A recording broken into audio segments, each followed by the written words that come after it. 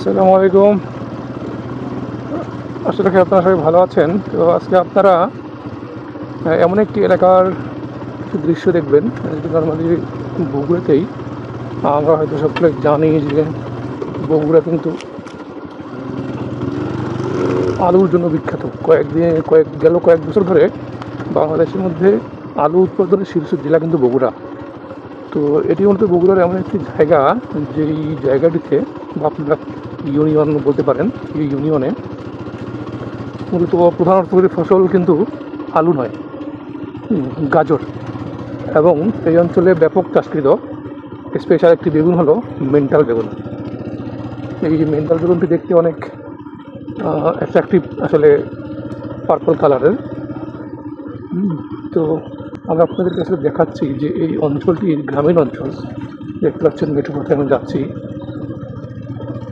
তো এখানে দেখতে পাচ্ছেন যে বেগুন আর গাজর, যেমনটা আমি শুরু থেকে বলছিলাম যে এই অঞ্চলটির প্রধান অর্থকরী ফসল যদি আমি বলি, তাহলে প্রথম স্থানে থাকবে গাজর, তারপরে মেন্টাল বেগুন, তারপরে আমরা ধানকে ধরতে পারি।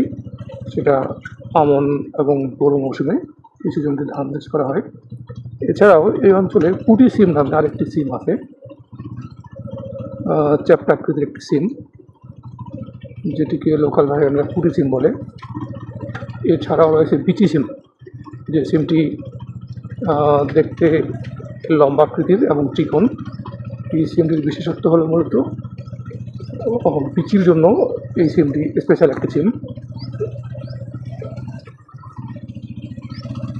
তো পুরো মাঠটি আসলে আমি আজকে দেখানোর চেষ্টা করবো আপনাদের। হচ্ছে মেন্টাল বেগুন, এই যে ডান পাশে আবার গাজর।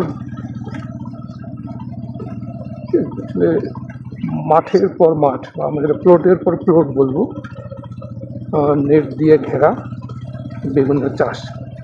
এই নেটটি মূলত দেওয়া হয় আসলে পাখিকে কন্ট্রোল করার জন্য। অ্যাকচুয়ালি বেগুন হয়ে আসার পরে পাখির বেশ উপদ্রবটা বেড়ে যায়। কাকা ভালো আছেন?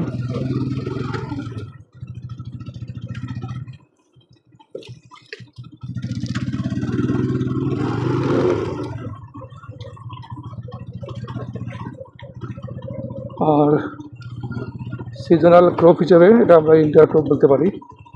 কিছু জমিতে সবজি চাষ করা হয়েছে, যারা মূলত শসা, গাজর বা বেগুন কোনোটি চাষ করেনি, তারা হয়তো এই সরিষা চাষের পরপরই বড় ধান লাগাই দেবেন।